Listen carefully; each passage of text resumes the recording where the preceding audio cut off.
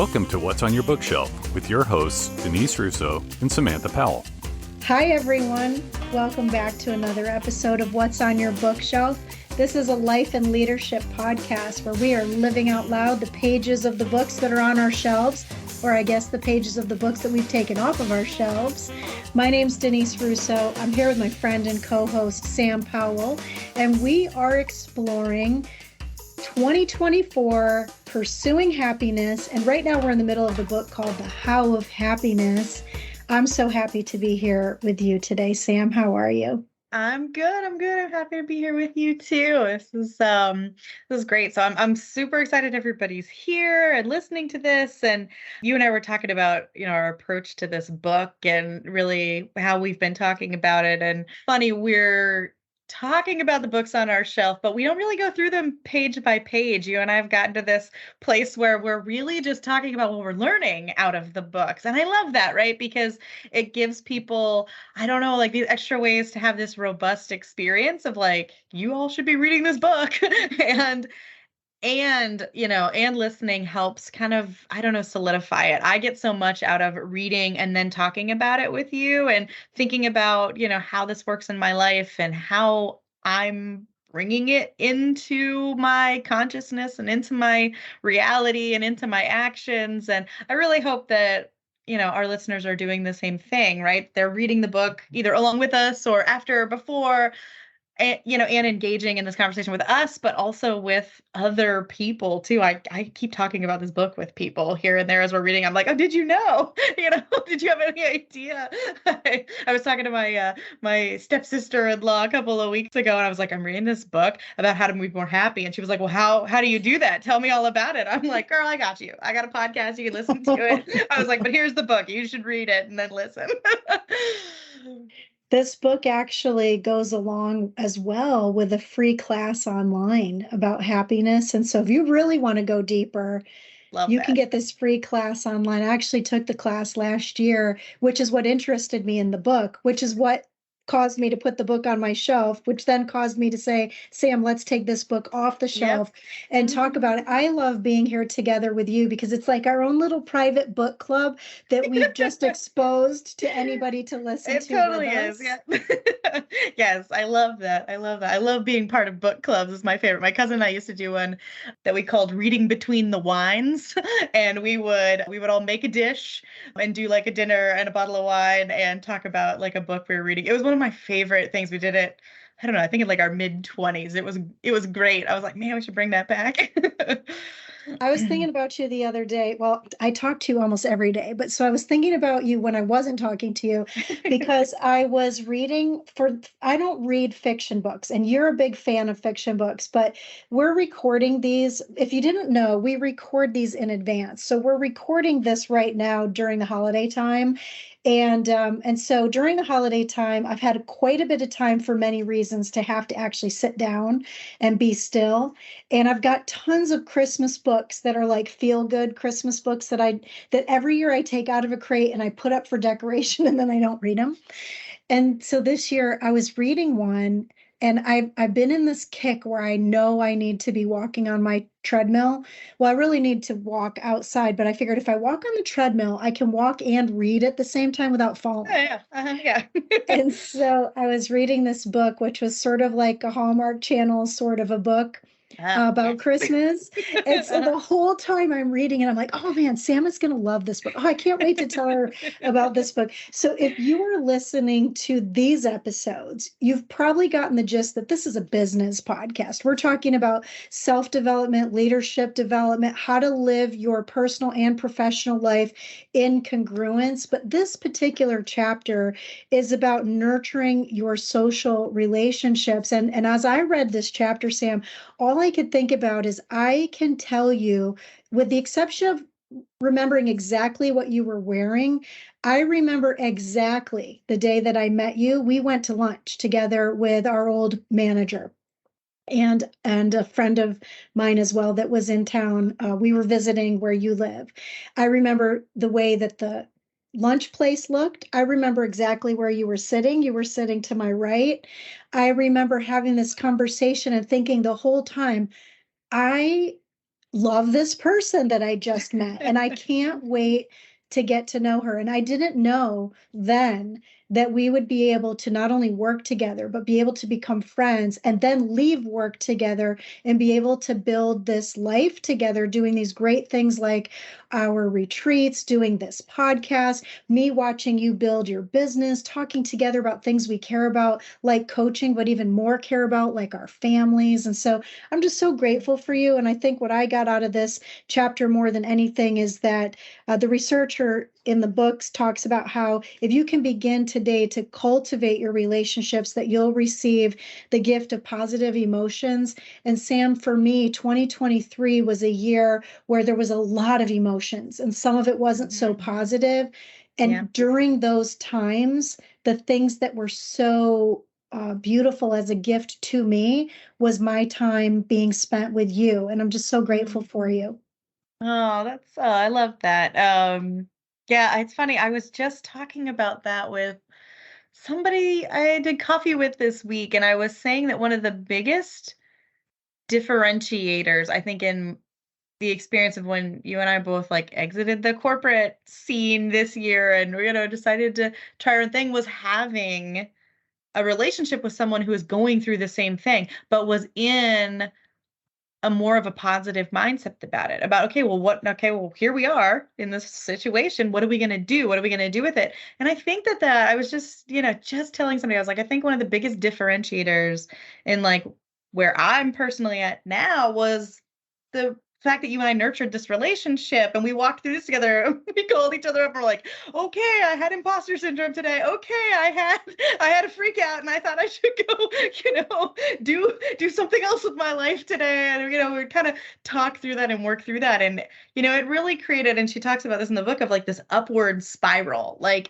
nurturing social relationships, especially good social relationships, creates this upward spiral where like I pour into you, you pour into me, and then like together we just become happier, greater, bigger, that sort of a thing. And yeah, it's funny. I was just talking about, I think it was yesterday, with somebody about that. But yeah, it's so very true, right? That spending time on relationships makes all the difference. I remember at the start of 2023, as we were coming into that new year, one of my goals at work was to, or just in life in general, was to reach out to people when I thought about them, because I kept talking to people and they kept saying, oh, I thought about you. We haven't talked in forever. And so at the start of 2023, I was like, you know what? When I think of someone, I'm going to text them. Or if I think about somebody 3 times, or, whatever it is. But like if somebody crosses my mind, I'm just going to text them.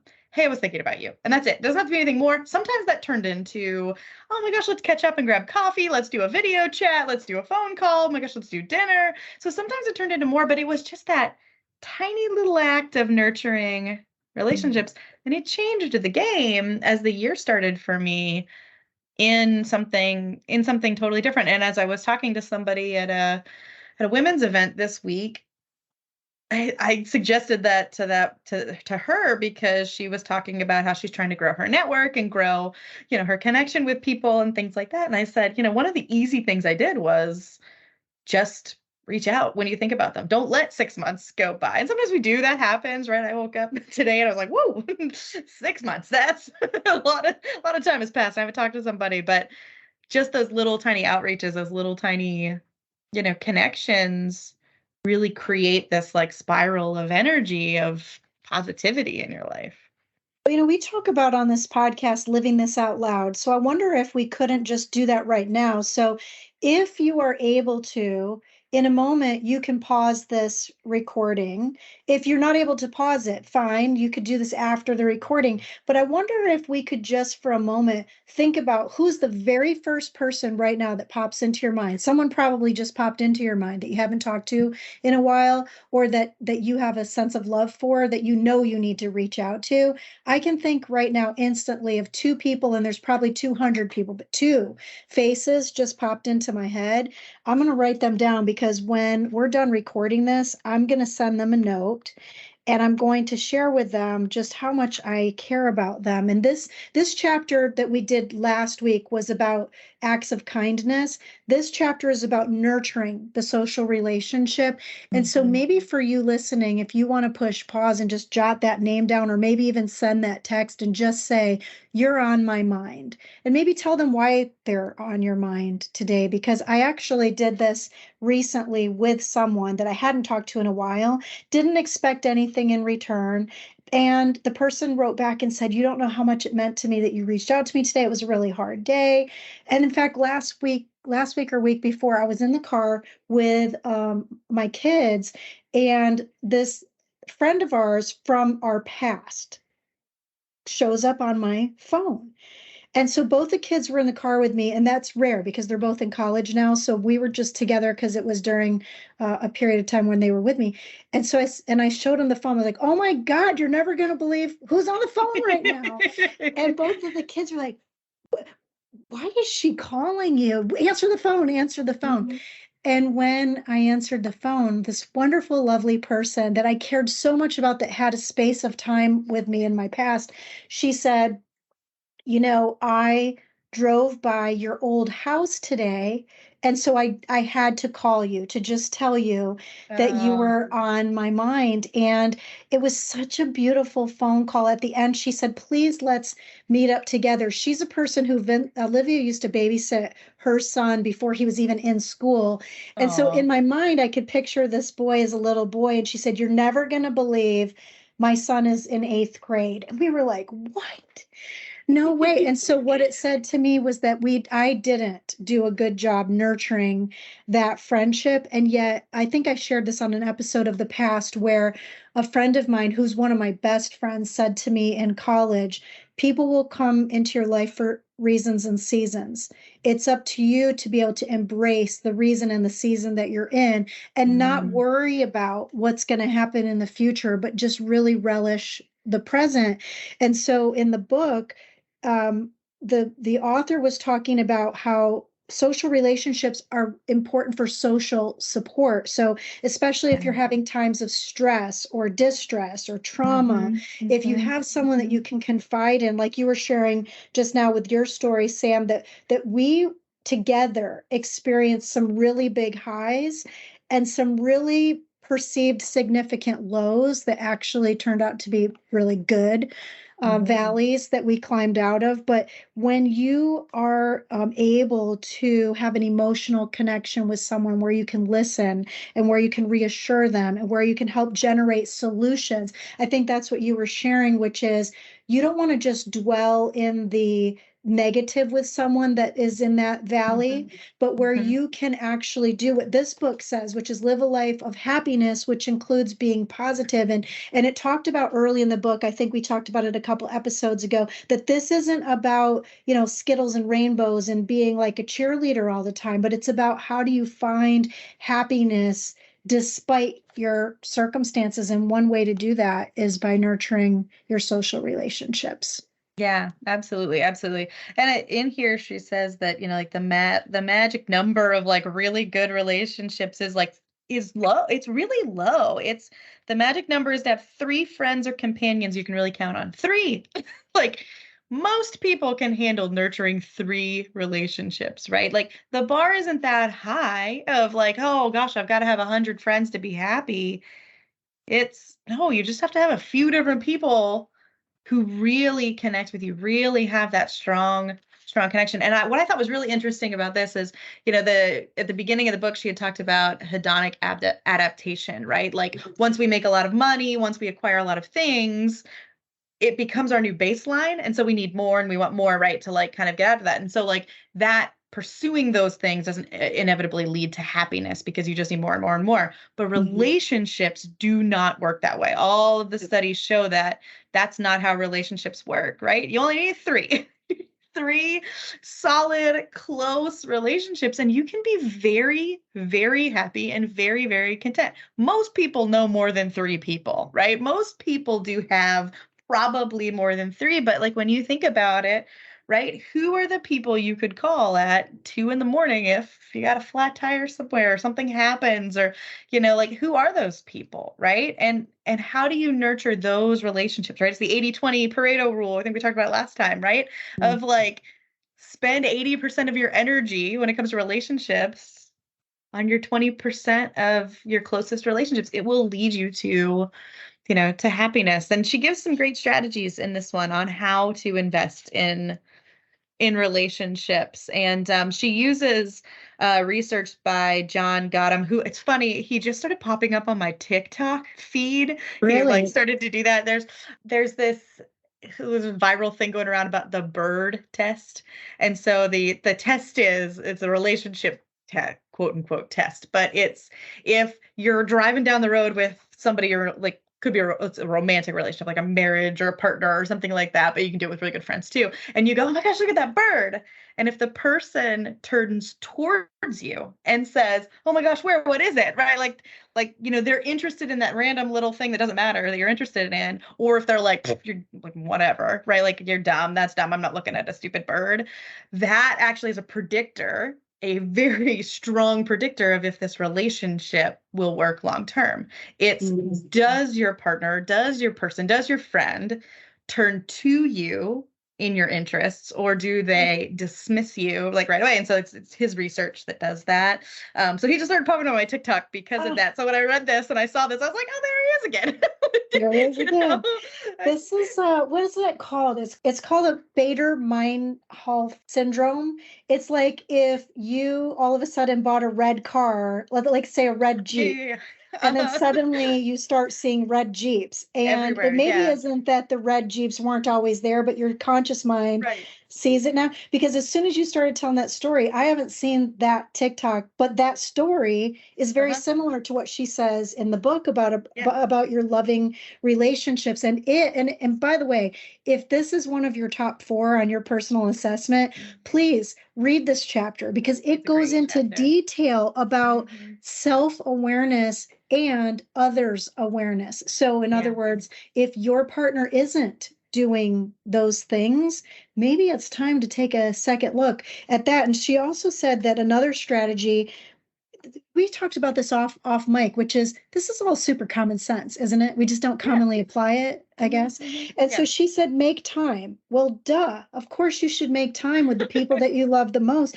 But she said, people that invest at least 5 hours a week and commit to that are happier. And here's how simple this could be. And it's something that you could take away from today. And like we shared at the beginning of the episode, we try to live this stuff out loud. It's the same thing John Wooden, his father, taught him, that Pat Williams taught us through his book, which was that if you drink deeply from these good books and you apply it, you don't just read it, but you do something about it. And so what the author said was, you could just take 5 minutes a day. You think about how many minutes are in a day, take 5 of them and just express gratitude and appreciation for some particular behavior that happens. And then find out one thing that your significant other is going to be doing before they leave the house.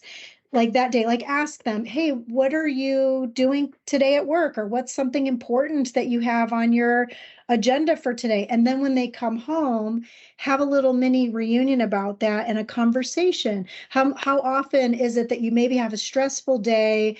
It's a hard day. Maybe you have a conflict at work and you try to leave work at work, but there is no such thing as work-life balance. There's work.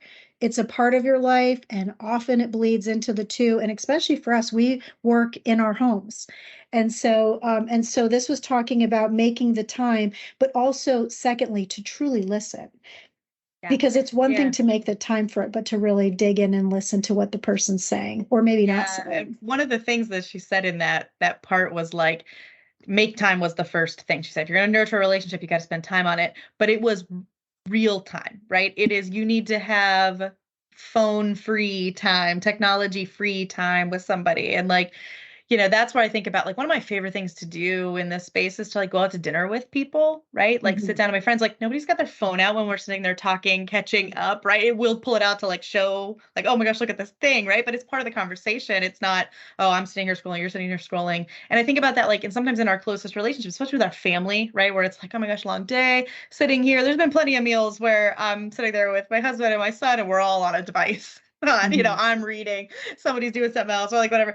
And like that's like, okay, that happens here and there, sure. But like when you're thinking about that time, it's gotta be focused. I'm looking you in the eye. I'm really talking to you. You're talking to me, and we're getting down to some depth in that. And that's the big difference. And it's funny, it reminds me of I think it's the fifth one in here about how to do this, but it's sharing an inner self with someone, especially with a romantic partner, like a life partner type of a situation, is having shared rituals, shared dreams, shared goals for the future.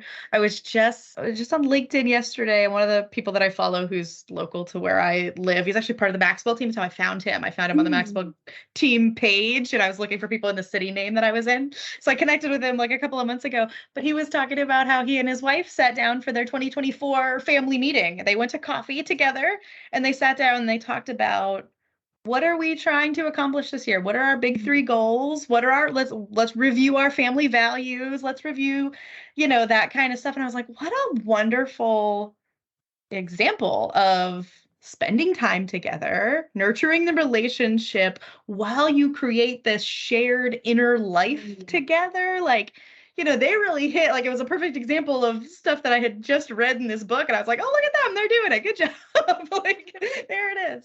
Because time goes by so fast, doesn't it, Sam? And I was thinking, I went to dinner not long ago with my brother and my mom and dad. It was the first time in a super long time that neither one of us had our kids with us. And it was just like we were little again because we were there with our mom and dad. And we were joking and we were laughing. The server was getting involved with our conversation and she was having a good time with us. But I recall very clearly out the corner of my eye, there was a couple sitting across from us and they had their heads in their phones. It was this, and they were probably, let's say, maybe in their late 50s, early 60s age-wise, just if I was to guess. So they weren't brand new in their relationship and they were just scrolling on their phones. I don't recall them looking up at each other. I definitely never noticed them speak to each other. So it was almost like they were there having dinner by themselves. And I recall this feeling of the opposite of happiness. I felt sad for them. And yet here I was having this super happy and engaging and loving time with my family, but I kept looking back at this couple and wondering what happened to them, because maybe it was just that day they were just unhappy with each other, but it seemed like that was a pretty normal, that they were just sitting at the same table but not together. And how sad that at one time their relationship probably was different, and now something along the years has changed. And the book talks about something that I think is so important for listeners, and especially me as I'm trying to really digest this book, which is that people who are lonely or are in unhappy relationships, like what I perceived with that couple, they suffer ill effects, depression, anxiety, jealousy, stress, and impaired health. So not only is happiness a feeling, but those feelings become transposed into manifesting into real life ill effects in our bodies, maybe even cutting our lives shorter than they could be on the earth. Yeah, absolutely. And then it's the opposite of that is true, right? It's the investing in time, really nurturing good relationships. Like there's studies in here, and she talks about a couple of different communities that having these strong social connections extended life. The average, group, she did 3 different groups of people that have unusually like above average life expectancy, and it's one of the biggest factors they found was that these are very strong, socially connected, groups and things like that. And so it's the opposite, it's one of those things. It's an upward spiral, but it can also be a downward spiral, right? If you don't connect, if you don't have that, like, we are social creatures. We are born into needing other people for basic survival. And so that is, the foundation of sort of how we work. And we come back to that over and over and over again. And, this was interesting. The other couple things she talks about here, and like how to do this, is the expressing gratitude, expressing, admiration, and then also, celebrating good fortune of the people in your life too, right? How many times do we focus on the problems? Do we focus on, oh gosh, work was terrible today, and this and that, and the kids are this and that's happening, and, my family's this and your family's this, and blah, blah, blah. But some of what you need to foster that connection is in feeling gratitude for those relationships in your life and expressing that gratitude in a certain way, right?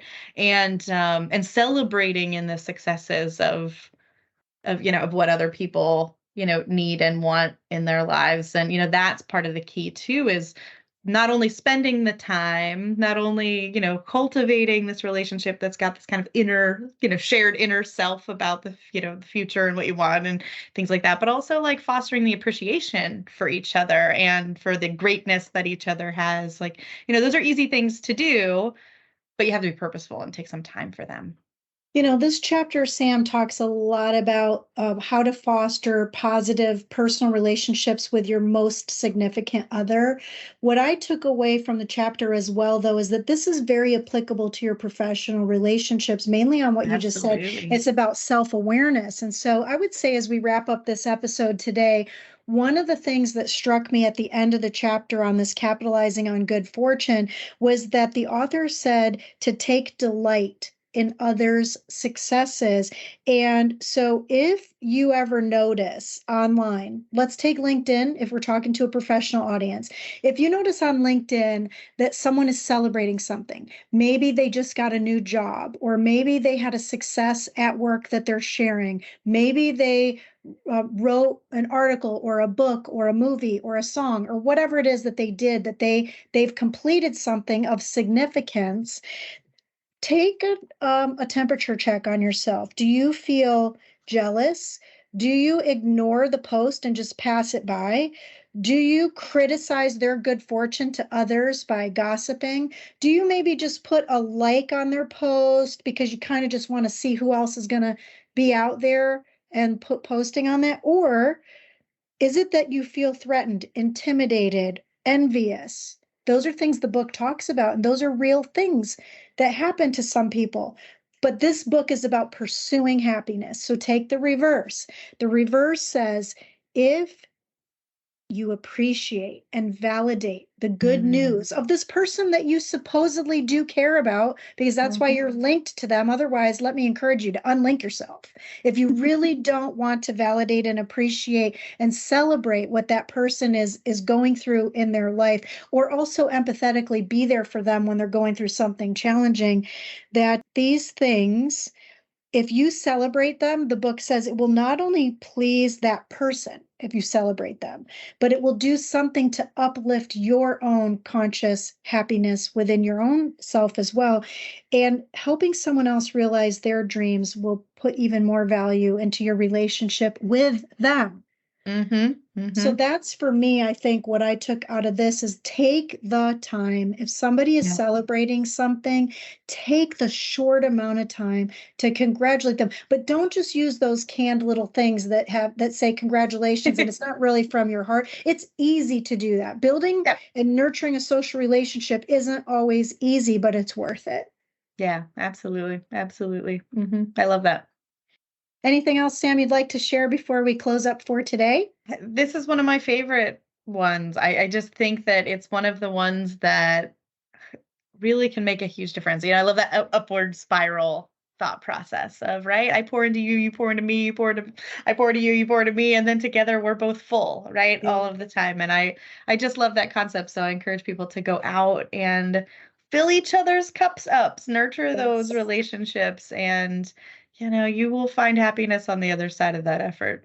Absolutely. Fill it up, because next week it gets a little tricky. Next week is the happiness activity number 6, but this is about developing strategies for coping and managing stress, hardship, and trauma. So we take a little bit of a turn next week.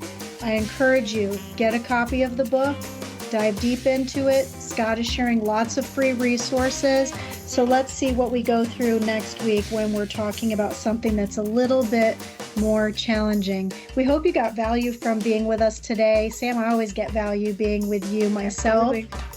And so, friends, thanks for listening. And we encourage you to make sure you take that time to develop and nurture your social relationships. Go ahead and text that person you were thinking about earlier. Let them know that they're on your mind. Thanks for joining us today. This has been another episode of What's on Your Bookshelf.